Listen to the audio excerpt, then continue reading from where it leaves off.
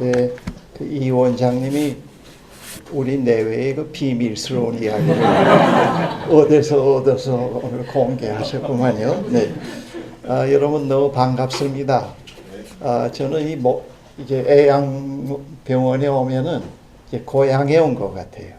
금년 초에 금년에 한번 애양병원을 꼭 방문해야 되겠다 생각을 하고 우리 김 전 원장님께 전화를 드렸더니 쾌요라고 그래서 제 아내하고 왔습니다. 그동안 김 원장님 많이 수고하셔서 아마 애양원 역사에 상당히 그 질적인 면, 양적인 면에 획기적인 이런 전환점을 마련하셨고, 또 우리 이 원장님 또 계속 바톤을 또 맡으셔서 앞으로 수고하게 되신 것 너무 기쁩니다. 제 일처럼 감사하고 기쁘고요. 또 애양원 식구들이 1년에 상반기, 하반기에 매해마다 몇 분씩 오셔서 애양병원 소식은 늘 듣곤 합니다. 아마 모세골에서 저를 본 분들이 많이 계시리라고 생각을 합니다.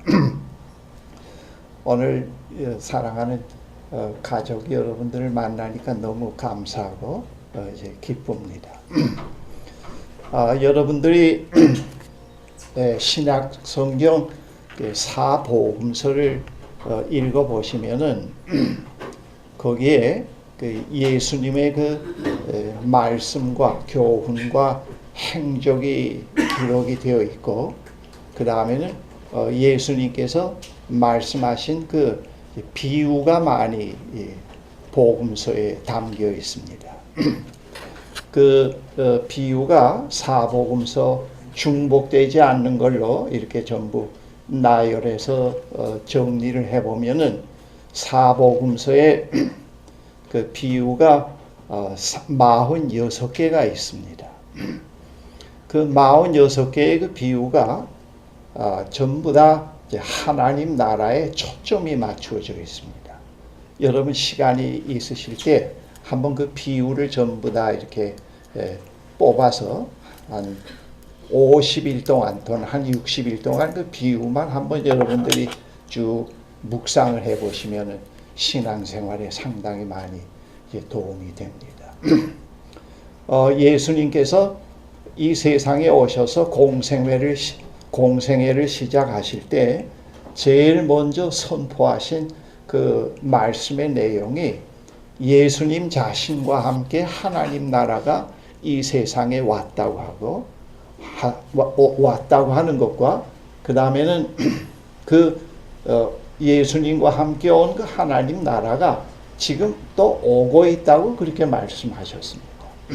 그런데 그 왔고 오고 있는 그 하나님 나라가 하나님 나라의 그 본질과 속성이 어떤 것이냐, 그거를 이제 비유로 설명을 해 주셨습니다.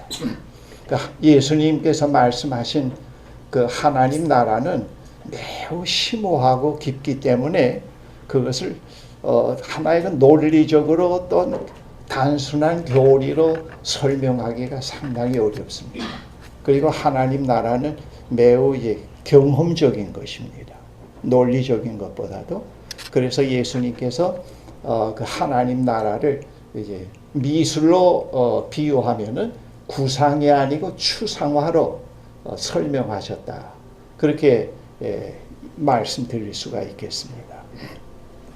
그런데 예수님께서 하나님 나라에 대해서 비유로 말씀하신 것은 그 깊고 넓고 높은 그 신비스러운 하나님 나라를 단순히 쉽게 설명하기 위해서 그 비유로 말씀하신 것은 아니고, 예수님과 함께 온 그 하나님 나라에 그 당시 사람들을 초청해서 들어오게 하시기 위한 것이었습니다. 여러분 그 비유를 읽어보시면은 그 비유를 말씀하신 그 의도가 거기에 여실히 이제 드러납니다. 그 당시 예수님이 오시기 전까지만 해도 많은 사람들이 하나님 나라를 이제 고대했습니다. 하나님 나라가 언제 오느냐, 메시아와 함께 언제 오느냐, 그 하나님 나라에 대해서 상당히 기다림을 가졌는데 그 예수님과 함께 온 그 하나님 나라를 그 시대 사람들에게 이제 들어오게 하기 위해서 초청장이라고 말씀드릴 수가 있습니다. 그런데요, 이게 상당히 아이러니한 거는 오랫동안 성경을 깊이 연구하고 또 가르쳐온 성경 박사라고 하는 사람들, 즉 율법사들과 또 바리새인들, 그들은 예수님의 그 하나님 나라 초청에 거의 응하지 못했습니다. 그런데 그 당시에 그 유대 사회에서 소외된 이제 나병인, 뭐 귀신 들린 사람, 죄인, 또 혈류병 환자, 또 세리, 창녀, 그런 사람들, 그 당시 유대 사회에서 소외된 사람들은 인간적인 자기 불행이 하나님께서 자기들을 버리신 하나의 그 사인, 증거라고 생각을 했습니다. 그래서 그들에게는 믿음도 다 주고 있었고, 희망도 다 주고 있었고, 사랑도 다 주고 있었습니다. 근데 그 육체적인 병, 또 육신적인 그 삶의 불행 자체가 그들에게 고통스러운 거라기보다는 그 자체가 하나님이 버리신 증거라고 생각했습니다. 그러니까 그들은 거기서 일어날 수 있는 근거가 없었지요. 그건 돈 문제로 해결할 수도 없고, 또 의학적으로도 해결이 그 시대에 안 됐고요. 권력으로도 해결이 안 됐고, 이제 그러한 문제를 해결할 수 있는 것은 어떤 피조적인 것을 넘어선 어떤 영원한 어떤 그 리얼리티, 실제자에 대한 신뢰, 신앙과 희망과 그런 사랑에 의해서만 됐는데, 그걸 그들은 붙잡을 수가 없었습니다. 그 근원자로부터 버림을 받았다고 생각을 했기 때문에. 그래서 그들이 상당한 절망 가운데 있었습니다. 그런데 예수님께서 오셔서 그들과 같이 생활하시면서 하나님 나라를 선포하셨는데, 그리고 초대를 하셨는데, 의외로 그런 사람들이 하나님 나라에 상당한 수가 들어왔습니다. 물론 예수님 십자가 달리실 때 많이 흩어지긴 했지만은 또 그 후에 다시 모이기도 했습니다. 근데 그들이 가만 보니까 예수님을 통해서 하나님 나라 초대를 하시는 예수님의 그 하나님 나라를 가만 보니까 말이죠. 예수님의 삶을 통해서, 그 가르침을 통해서 보니까 자기들의 그 생의 불행이 하나님으로부터 버림받은 것이 아니라는 걸 알게 됐습니다. 예수님을 통해서 그들이 본 것은 하나님이 그들을 지금 찾아오셨고, 그들을 사랑하고 계시고, 그리고 그들을 위해서 새 삶을 디자인하고 계신다는 것을 보게 된 겁니다. 예수님은 그 생을 통해서 그런 하나님을 보여주셨어요. 어떤 뭐 심령 어떤 그 치료자 그런 것보다도 그런 하나님을 보여주셨습니다. 그래서 그들이 그 예수님을 통해서 그런 하나님을 만나게 됐어요. 그리고 하나님 나라에 들어오게 됐습니다. 여러분 그 사복음서를 읽어보면은 그 예수님과 함께 온 하나님 나라에 초대받고 거기에 응한 사람, 거기에 긍정적인 반응을 일으킨 사람들이 거의 다 그런 사람들입니다. 예수님 제자도 그렇고, 막달라 마리아, 또 그 시대에 병자 다 고치진 않았지만은 그때마다 예수님 의도 가운데서 병자를 고쳤지만은 그 많은 병자 가운데 한두 사람이 고침을 받고 일어나는 그 장면 속에서 그들은 무엇을 보게 되는가 하면, 하나님이 우리를 버리지 않았구나. 하나님이 우리를 사랑하고 계시고 우리를 위해서 새 삶을 디자인하고 계시는가 하는 것을 보게 됐어요. 그래서 그들은 예수님을 통해서 죽었던 믿음이 다시 싹이 나고 살아나기 시작을 했고, 그리고 죽었던 소망이, 세상적인 소망을 넘어선 영원한 소망이 다시 살아났어요. 그리고 하나님의 사랑을 받아들이고 하나님의 사랑을 또 그들이 경험을 하게 됐습니다. 그런 변화가 일어났습니다. 그래서 예수님이 오셔서 그 하나님 나라의 선포와 함께 하나님 나라에 들어오게 된 사람과 들어오지 않게 된 사람과 두 부류의 사람이 생겨났습니다. 오늘 본문에 그 11절, 12절 이사야서의 말씀을 예수님께서 인용하셨는데, 너희라고 하는 말은 예수님의 초청에 응한 사람들입니다. 들어온 사람들이고, 외인은 예수님 초청에 응하지 못한 사람들, 들어오지 못한 사람들, 천국 밖에서 서성거리는 사람들을 말합니다. 그래서 예수님이 오심으로 인해서 이방인과 유대인의 구별이 생겨난 것이 아니고 너희와 외인이 생겨났어요. 두 부류의 사람이 생겨났습니다. 하나님 나라에 응답하고 하나님 나라에 들어온 사람, 하나님 나라 밖에 있는 사람들.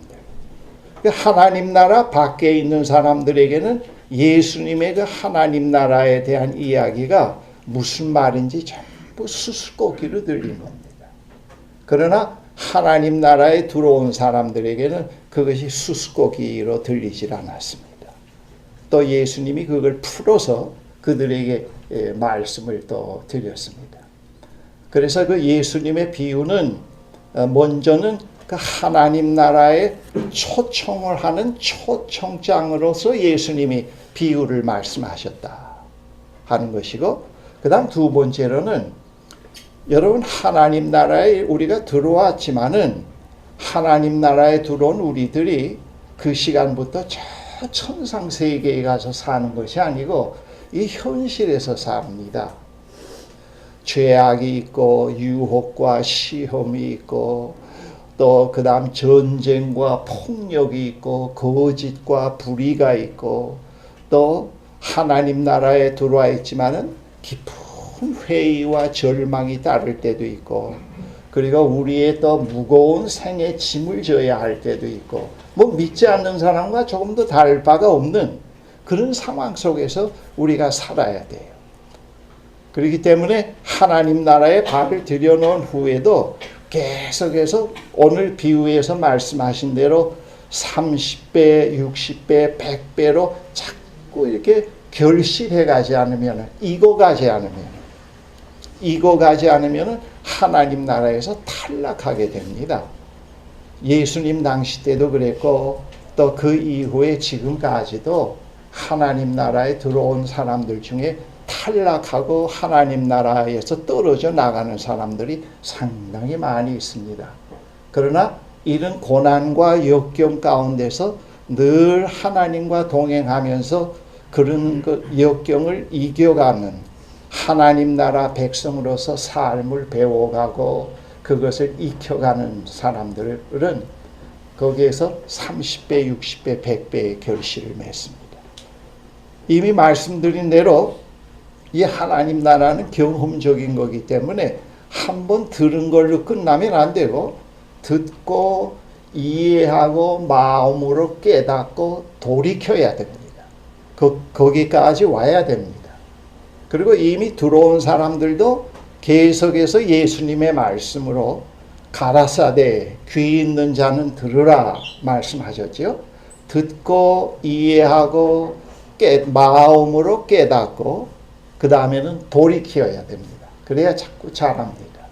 여러분 그 노상현 씨가 부른 그 대중가요 가운데 바램이라는 대중가요가 있죠. 거기에 그 중간 끝부분에 이런 얘기가 있어요.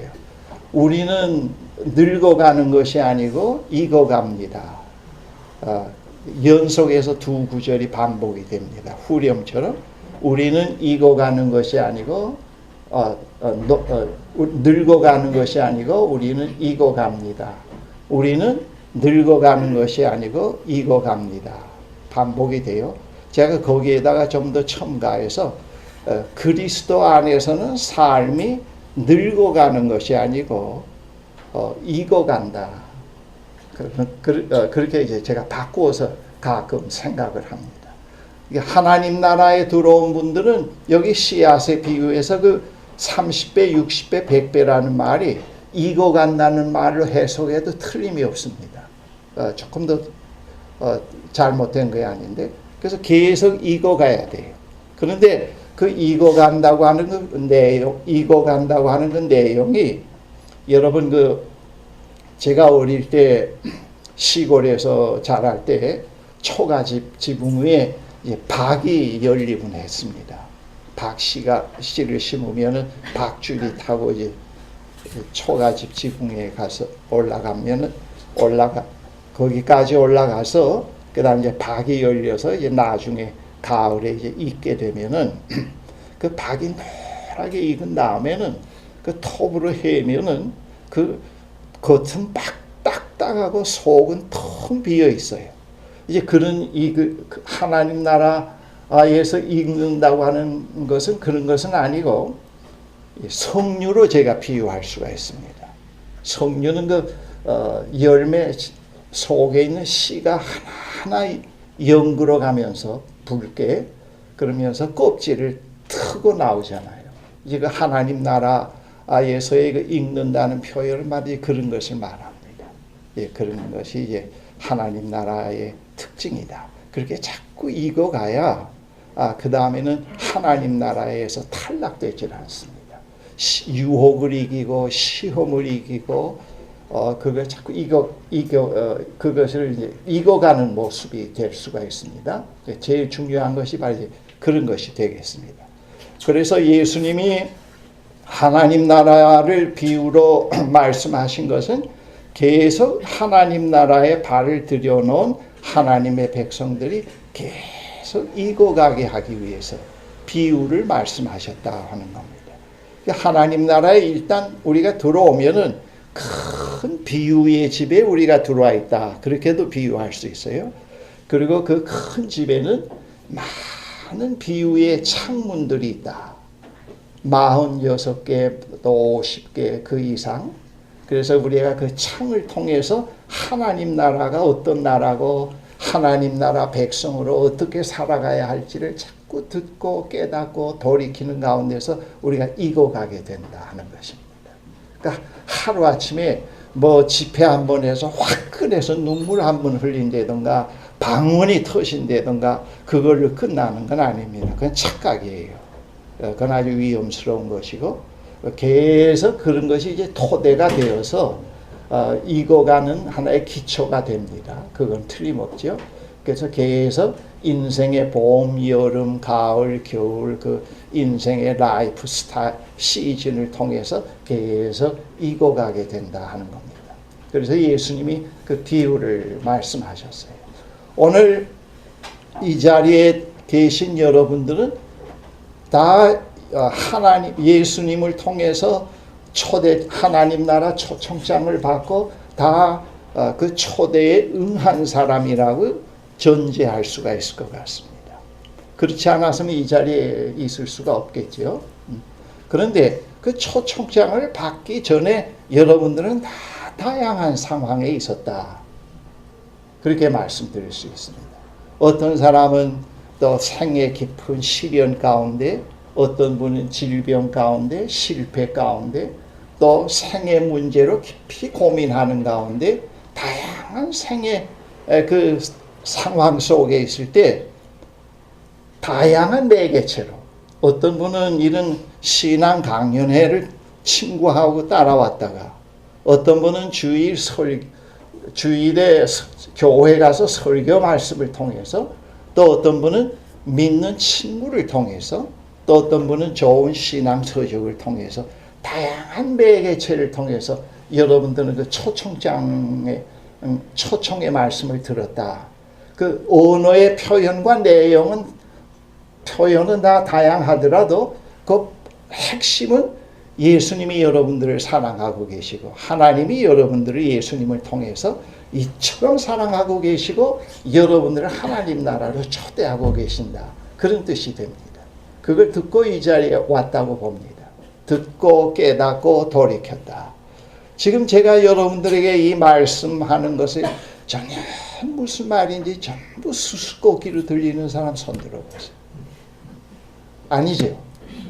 그런 분은 없다고 생각합니다. 잘 이해 못하는 대목은 있을지라도, 그리고 지금까지 신앙생활 하나님의 백성으로 신앙생활 해오는 동안에 좀 굴곡은 있더라도 계속 하나님의 백성으로서 여러분들이 살아오고 있다고 볼 수 있고, 그리고 여러분들이 이 자리에 하나님의 예수님의 그 초청을 받고 이 자리에 왔고, 그리고 예수님의 말씀대로 지금 이 시간도 하나님께서는 우리가 알게 모르게 계속 이 어두움의 현실 속에서 사랑으로 역사해 가고 계신다는 겁니다. 하나님이 이 세상을 창조하시고 이 세상을 사탄에게 내주시고, 그다음 하나님은 엉뚱한 일을 하셨다고 하면은 이 애양병원과 이런 집회, 여러분들의 환자 고치는 그런 헌신적인 삶이 어떻게 가능하겠습니까? 여러분, 이런 공동체가 탄생하게 된 것 자체가 칼 막스 이론을 한 겁니까? 주체 사상으로 탄생한 거 아니죠. 그렇습니다. 그러니까 하나님은 예수님을 통해서 우리를 하나님 나라 백성으로 초대하셨고, 그 하나님은 창조 이래로 계속 보이지 않게 지금도 역사해 가시고, 그리고 마지막에 최종적으로 만물을 새롭게 하시겠다고 하는 약속을 계시록 성경 마지막 절에 약속을 주고 있습니다. 우리는 그 약속 가운데서 지금 살아가고 있다는 겁니다. 지금 이 시간도 뭐 화끈하고 뭐 그런 것이 없다 할지라도 지금 하나님께서 우리와 함께 하시고 지금도 하나님이 우리 가운데서 역사하고 계신다. 지금 제 언어를 통해서 선포되는 이 말씀 자체가 하나님의 역사다, 그렇게 볼 수가 있습니다. 그렇죠? 제가 지금 뭐 주체 사상을 얘기합니까? 그렇지 않죠? 하나님의 말씀을 이렇게 또 때때로 저와 같은 사람을 통해서, 여러분들이 아침마다 경건회를 통해서, 개인의 그런 시간을 통해서 우리 가운데 또 이 세상 가운데서 지금 활동하고 계시는 하나님께서 지금 우리에게 말씀하고 계신다는 겁니다.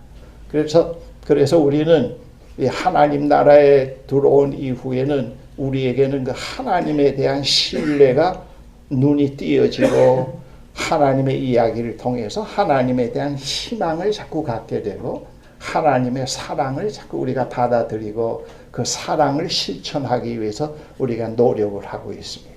우리가 하나님 나라 초청을 듣게 되면은 하나님에 대한 신뢰에 눈이 뜨게 돼요. 눈이 띄어지게 돼요.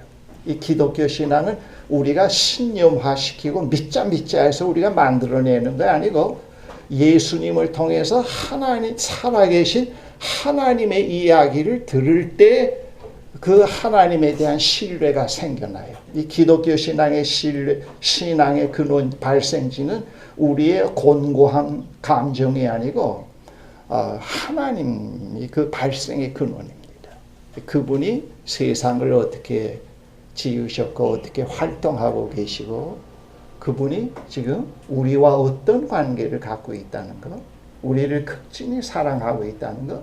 그래서 우리는 그분의 이야기를, 이런 또 신앙 수련회를 통해서 여러분들이 또 하나 새로워질 수 있는 것은 말이죠. 분명히 예언할 수 있는 것은 뭔가 하면 하나님에 대한 인식과 눈이 또 새롭게, 신뢰가 새롭게 생겨날 수가 있습니다. 그리고 그분에 대한 소망이 또 살아날 수가 있고, 그리고 그분의 약속을 또 붙잡게 되고, 이제 그런 것이 자꾸 이제 자라는데 도움이 된다고 하는 그것을 성서에서 말씀을 하고 계십니다. 지금 우리 다 그런 상황 속에 있다.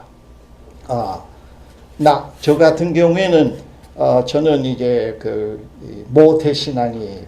제 본 뜻과는 관련 없이 어머니 뱃속에서 그냥 나오면서부터 이제 분위기 속에서 자랐지만은, 그러나 내가 하나님 나라 그 초대에 스스로 자발적으로 듣고 응답하는 시기는 그 뱃속에서 나오는 시간부터는 아니었습니다. 상당한 그 회의와 방황 속에 있다가 인생의 그 청년기에 드디어 하나님의 그 초청을 받아들이게 되고 이제 됐습니다.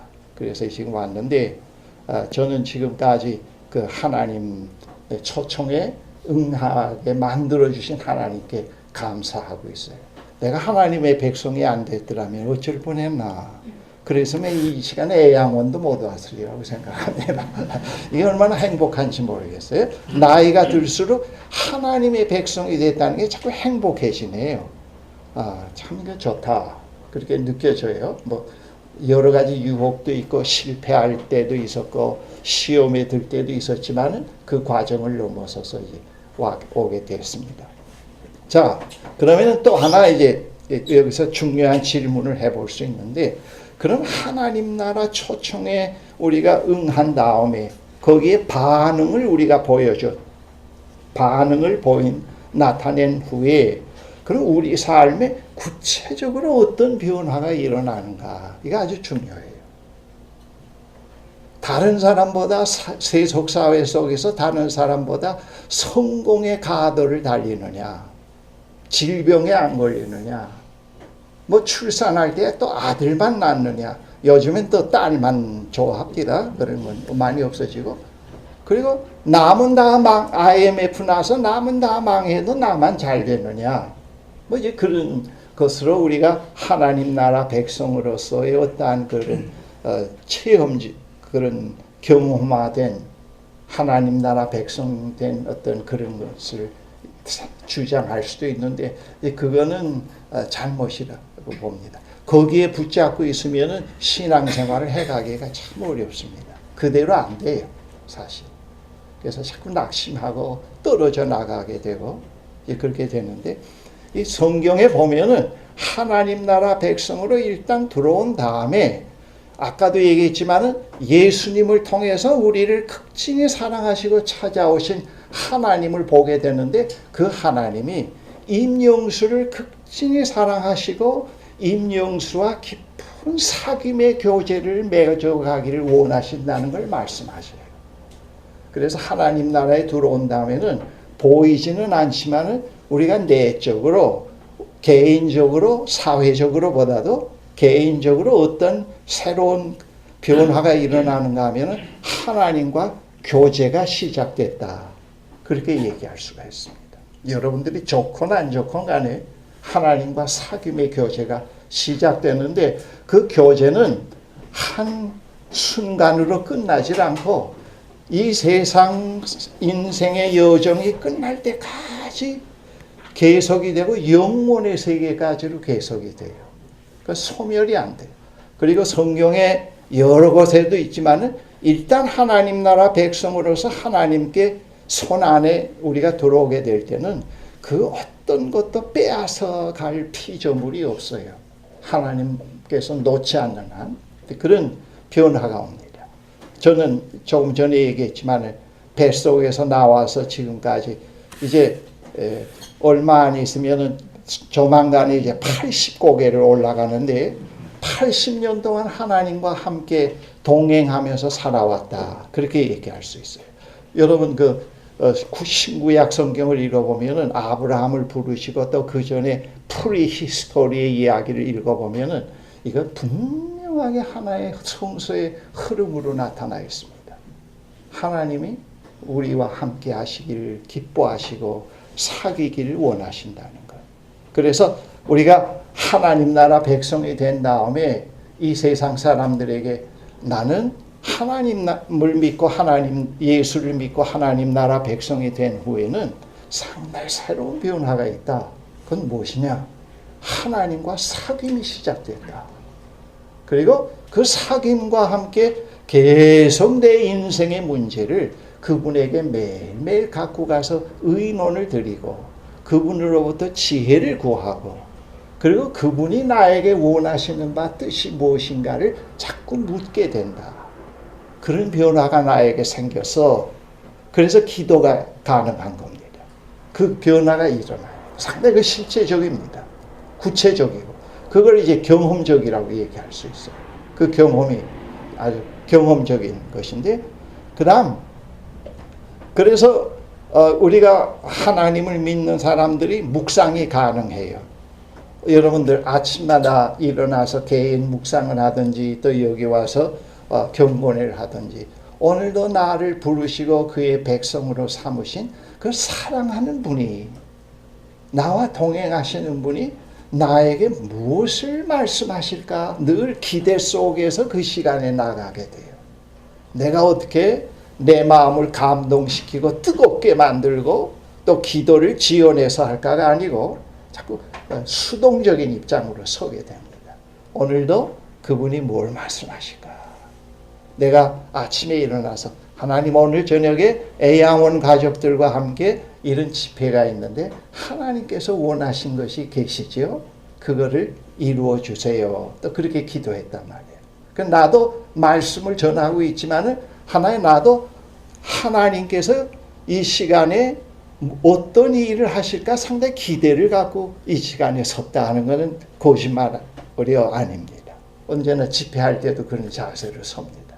그분이 나에게 뭘 말씀하실까? 그분이 오늘도 내가 병원에 출근해서 환자를 돌볼 때 그분이 나를 통해서 무엇을 원하고 계실까? 이제 그런 기대 속에서 우리가 살게 돼요. 그래서 기독교 묵상이 가능합니다. 기도가 가능하게 돼요. 기도는 우리의 소원이 많아서가 아니고 하나님께서 먼저 그런 하나님으로 우리를 맞이하기 때문에 기도가 가능합니다. 그리고 모든 문제를 나보다 더 잘 알고 계시기 때문에 그분에게 가지고 나갈 수가 있습니다. 그런 변화가 생겨요. 그 다음 또 두 번째로 아주 중요한 변화가 어떤 변화냐 하면은 나와 화해가 이루어지기 시작을 합니다. 우리는 자꾸 나의 어두운 면을 쫓아내려고 그러고 용납하지 않으려고 그러고 항상 의식으로 깨끗한 것만 나라고 주장을 하고 의로운 것만 나다고 생각을 하는데 그건 사실 거짓말이죠. 우리의 무의식 세계는 정말 지저분한 것들이 얼마나 많은지 모릅니다. 그런 나를 내가 매우 싫어하지요. 그런데요, 이건 내가 직접 경험한 거예요. 나는 청소년 시절에 매우 사회적으로 어려운 상황에서 살았기 때문에 나 자신에 대한 실현의 기회도 많이 놓치고 그랬는데 그 하나님과 동행 속에서 나와 화해를 상당히 많이 배워오기 시작했어요. 나의 못난 면을 내가 끊어버리려고 하지 않고 사랑하고 끌어안게 되고 그리고 내 깊은 내면의 상처가 그동안 하나님을 통해서 많이 치유가 되는 것 그걸 경험하게 됐습니다. 그리고 나는 지금 이렇게 나이가 들수록 상당히 나와 깊은 화해 속에서 살아요. 그게 얼마나 좋은지 몰라요. 그 젊을 때는 막 열등감이 많고 또 기독교 교리를 통해서 오는 죄책감 뭐 또 그런 두려움도 있었는데 그런 문제들이 많이 풀려나가면서 정신적으로도 많이 건강해지고 그런 걸 제가 경험을 했어요. 이게 상당히 실제적인 경험입니다. 그래서 나와 화해 가운데 있다.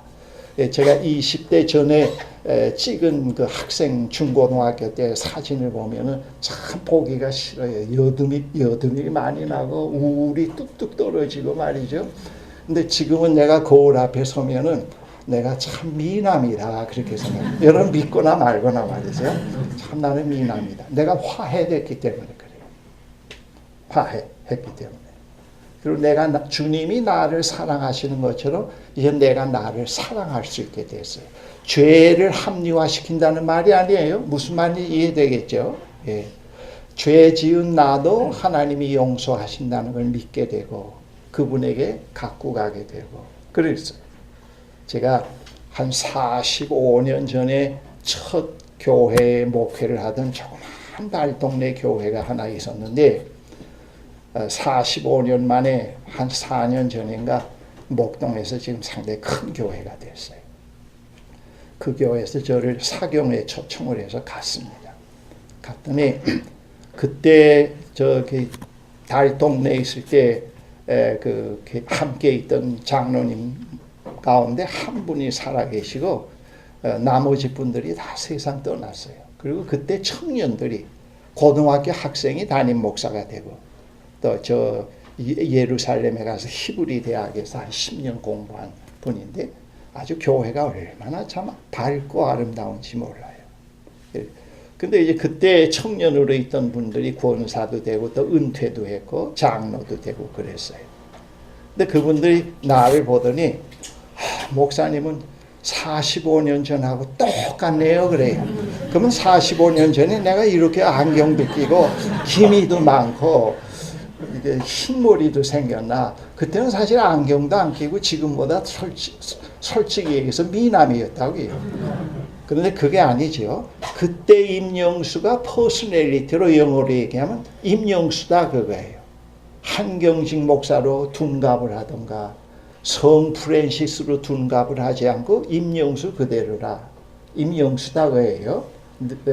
외형적으로 생리적으로는 많이 달라졌지 변화가 있지만은 그 다음 집회를 하고 식사를 하면서 이렇게 친교를 나누다가 1년에 한 번씩 거기 또 설교도 몇 번씩 그 후에 가곤 합니다.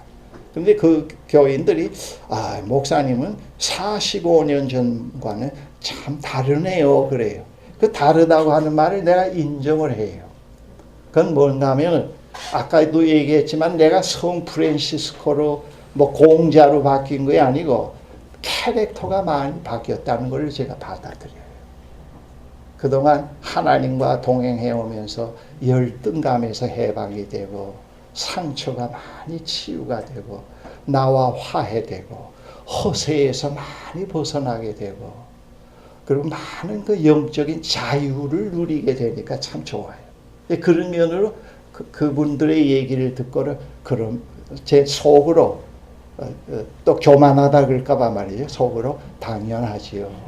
그래, 당연하지요. 내가 그렇게 얘기한다. 근데 그 바뀐 거는 내 아내하고 한 40년 됐는데도 아내가 40년 동안 사는 동안에도 많이 지금 바뀌었다는 걸 인정을 해요. 제일 가까운 사람이 아까 그 이틀밖에 안 산 것 같다는 건 립서비스를 거짓말이지만 그런 거짓말도 변화됐기 때문에 할 수 있다고요. 사실 그렇잖아요. 이건 제가 여러분들이 저녁 시간이라 너무 지루할까봐 제 이야기를 좀 이렇게 유머스럽게 합니다만 그런 화해가 일어납니다. 잘못하면 기독교인이 늘 강박관념에 시달리고 죄책감에 시달리게 되고 자기의 어두운 면과 피나는 투쟁으로 살게 되면서 평화와 자유와 기쁨이란 말은 전혀 경험하지 못하고 살아갈 수가 있어요. 그게 경건이라고 또 착각을 할 수 있습니다. 그건 잘못된 거라고 볼 수 있습니다. 하나님과 함께하는 삶 속에서 자기와 화해의 삶이 이루어진다는 건 상당한 변화입니다. 거기서 관용이 생겨나게 되고 또 많은 것을 놓게도 되고 본질을 붙잡게 되고 그런 변화는 상당히 구체적으로 일어납니다. 그것이 하나님 나라의 현실입니다. 내가 하나님 나라에 들어와서 하나님과 함께 사귐 가운데 있으면서 그분을 섬기는 가운데서 나와 화해가 생겨나기 시작했다. 그 다음 또 중요한 거는 다른 사람에 대해서 늘 비교하고 경쟁의 대상으로 삼던 데서 많이 벗어나게 돼요. 그래서 상당히 실제적인 경험입니다. 그리고 이웃을 상당히 늘 연민의 정으로 보고 그리고 또 용서할 수 없는 것도 쉽게 용서하게 되고 그 이웃과 관계가 상당히 많이 부드러워지는 걸 느끼게 됩니다. 이거 상당히 구체적인 변화예요. 그것이 이제 하나님 나라에 발을 들여놓은 이후에 계속 30배, 60배, 100배에 익어가는 과정 속에서 오는 하나님 나라의 그 경험적인 변화입니다. 하나님 나라가 하나님의 통치가 우리 가운데 인격 속에서 이루어질 때 성령을 통해서 그런 변화가 이루어진다. 이제 사회적인 변화에 대해서 후반 시간에 말씀드리겠습니다만 그런 변화가 일어나고 또 그 외에 변화들이 많이 있어요. 자꾸 자기 중심에서 벗어나게 되고 그런 변화들이 이제 있고 단순해지기 시작을 하고 이제 그런 것들이 겁니다. 그래서 이 하나님 나라에 발을 들여놓고 하나님의 백성으로 살아가는 데는 상당히 그 구체적인 경험적인 사건이 틀림없이 일어나요. 어떤 때는 깊은 하나님의 사랑에 감동해서 눈물 흘릴 때도 있고, 그걸 목표로 하면 안 돼요. 그걸 목표로 삼고 신앙생활하면 안 되고, 자연스럽게 하나님을 향해서 늘 사귐의 삶을 익혀가면서 그런 경험들이 있게 돼요. 어떤 때는 하나님이 나를 사랑한다는 깊은 사랑에 대한 확신이 서게도 되고, 뭐 그런 것들은 상당히 많이 일어나게 돼요. 그러면서 우리는 하나님에 대해서, 우리가 믿는 그 리얼리티에 대해서, 우리가 만든 허상의 신이 아니고 자꾸 거기에 대해서 신뢰의 눈이 떠지기 시작해요. 그 희망, 그분에 대한 희망이 살아나게 되고, 그리고 그분의 사랑을 실제적으로 받아들이고 또 베풀기도 하는 그런 변화가 일어납니다. 오늘 이 자리에 있는 여러분들을 인생의 그 남은 기간이 120세로 잡으면 상당히 많이 남았다고 보는데, 그렇다고 또 뭐는 너무 좋아하지 마십시오. 얼마 남지 않은 나보다는 더 불행한 것도 있다고요. 그러나 오래 남았다고요. 근데 앞으로 여러분들이 상당히 유리한 좋은 것은 하나님과 함께하는 남은 생을 산다고 하는 거예요. 그리고 또 이 직장 자체가 그런 분위기를 가능케 만들어준다는 거예요. 그건 뭐 상당히 여러분들에게 영어로 얘기하면 상당한 메리트가 된다고 얘기할 수가 있습니다. 나에게 참 좋구나. 참 그러면서 세상을 이기게 돼요. 유혹을 이기게 되고, 쓸데없는 것과 필요한 것과 필요하지 않은 것을 분간을 하게 되고, 그리고 어떤 시련과 역경이 와도 모든 것, 권력, 의지했던 권력도 무너지고, 돈도 없어지고, 건강도 없어지고, 그런 것들이 다 없어져도 붙잡을 게 있어요. 그게 참 신기해요. 무너지지 않는 것. 다 무너지고 없어졌는데도 없어지지 않는 것이 있다고요. 그래서 일어서요. 일어서게 되고, 요즘에 지금 우리나라의 그 자살하는 수가요, 10,000 단위가 넘어요. 상당히 많아요. 그래서 제가 요즘에 자꾸 그런 문제를 생각하게 되는데, 그러나 이제 제가 그걸 생각하면서 어떤 생각을 하게 되는가 하면, 지금 모든 게 다 무너지고, 명예도 무너지고, 모든 게 다 무너져서 앞으로 스스로 목숨을 끊어야 된다고 하는 것밖에 남지 않은 사람을 내가 만난다고 했을 때 할 수 있는 얘기가 있어요. 당신 다 무너지고 다 없어지고 가족까지도 당신을 다 소외시켜도 당신을 사랑하는 분이 계셔. 이제부터 새 인생을, 믿었던 거 다 내던지고 새 인생을 살 수 있는 그런 것이 지금 당신을 기다리고 있어. 내가 그렇게 얘기할 수는 있을 것 같아요. 뭐 도덕적으로 그건 뭐 어떻다 그것보다도, 그래서 생명을 포기하지 말고 지금이야말로 인간답게 새롭게 살 수 있는 찬스야. 그러니까 한번 다시 살아보지 않을래? 나는 그런 얘기는 할 수가 있다고 자신하고 있어요. 또 이 다음에 지금도 살아오면서도 그런 유형의 얘기를 하긴 했습니다만, 또 앞으로도 그렇게 할 수가 있을 것 같아요. 그 하나님과 교제는 우리가 이 세상에서 생명이 끊어져도 소멸되질 않아요. 무슨 말이야지? 그리고 하나님과 화해 속에 있는 나는 이 세상에서 생명이 끊어져도 영원한 세계에 하나님과 함께 있게 돼요. 여러분 성경을 보면은 변화산상에 예수님이 올라가셨을 때 모세와 엘리야가 나타났잖아. 그렇죠? 또 예수님이 죽은 자 가운데서 부활했잖아. 전혀 다른 캐릭터 아니야. 그럼 그건 허상이 아니거든. 허상이 아니라고요. 그건 거짓말도 아니고. 또 한 차원의 세계가 있는데 그 또 한 차원의 세계는 완전히 다른 캐릭터라는 거. 지금 너희들이 이 나라 백성으로 발을 들여놓은 후에 그런 삶을 향해서 가고 있다는 걸 말해주고 있거든. 그런 삶을 가고 있고. 그래서 늘 우리는 그런 소망을 붙어잡고 세상을 이겨가야 돼요. 제일 하나님의 백성으로서 중요한 거는 세상을 이겨가는 거예요. 저도 가끔 목사지만 어려운 일을 당할 때 하나님 이 일을 제가 A학점 맞을 수 있게 해주세요. 없이 해달라고 기도 안 해요. 하나님 이 일을 A학점 맞을 수 있도록 지혜를 주시고 겸손을 주시고 그리고 문제의 해답이 어디에 있음을 깨닫게 해주세요.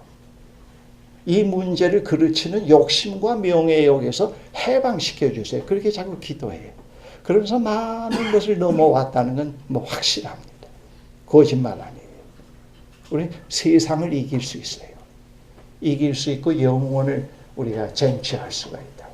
그런 백성으로 여러분들이 이 자리에 있다고요. 여러분들은 지금 오늘 이 집회 신앙 세미나를 통해서 그거는 여러분들이 확신을 가져야 돼요. 아, 내가 하나님 초대에 알게 모르게 응했구나. 이거 굉장한 은혜구나. 그렇게. 그리고 또 하나 생각할 수 있는 지금까지 하나님의 백성으로 들어와서 30년, 40년 또는 10년 동안 살아오는 동안에 질적으로 하나님 나라 백성으로서 30배, 60배, 100배는 질적인 변화를 말합니다. 질적인 변화가 내가 이루어지고 있는가? 그런 질문을 해야 됩니다. 그 변화가 왜 안 일어나는가? 거기에 대해서도 여러분 한번 반성을 해보십시오. 그래서 그건 자꾸 수정을 해야 됩니다. 오늘 본문에 보면은 돌짝 길가, 돌짝바 또는 가시덤불과 같은 것은 그 상당한 그 하나님 나라의 그 위기, 장애물, 리스크를 말합니다. 그리고 좋은 밭에 떨어진 것은 정말 그건 태어날 때부터 좋은 성품을 얘기하는 것이 아니고 모든 어려운 과정을 넘어서는 것을 말합니다. 그래서 열매로 나타나는 것. 그런 것을 여기서 말씀하고 있으니까 여러분도 이번 신앙 수련회를 세미나를 통해서 그런 거는 꼭 여러분들이 생각하시고 또 한번 기도하면서 반성을 해보시고 2018년도를 또 한번 그런 것을 여러분들 향해서 나가면은 금년 한 해에 또 여러분들에게 또 상당한 그 하나님께로부터 보상이 있다고 생각합니다. 그 보상은 돈 주고 살 수 없는 거예요. 돈 주고 살 수 없는 것이기 때문에 어떤 데 그 실수에 대해서 하나님 앞에 깊이 토해놨을 때 오늘 내면에 깊은 자유함과 마음의 평강이 왔을 때 이거 돈 주고 살 수 없는 거 아닌가. 그런 거. 또 하나님께로부터는 어떤 그런 응답이 왔을 때 이런 거 참 좋다. 사실 그 하나님 나라는 돈으로 환산할 수 없는 거예요. 그 비유가 다 그런 내용입니다. 그런 내용들. 하나님 나라 본질과 속성이 어떤 거다. 제가 오늘 일부는 여기서 끝내고 이제 이런 브레이크 타임 가지고 다음에 또 나머지 한 50분 동안 그다음 그 사회적으로 하나님 나라의 속성과 특성은 어떤 거냐 그거와 관련해서 말씀드리고 마치겠습니다. 잠깐 쉬실까요? 네.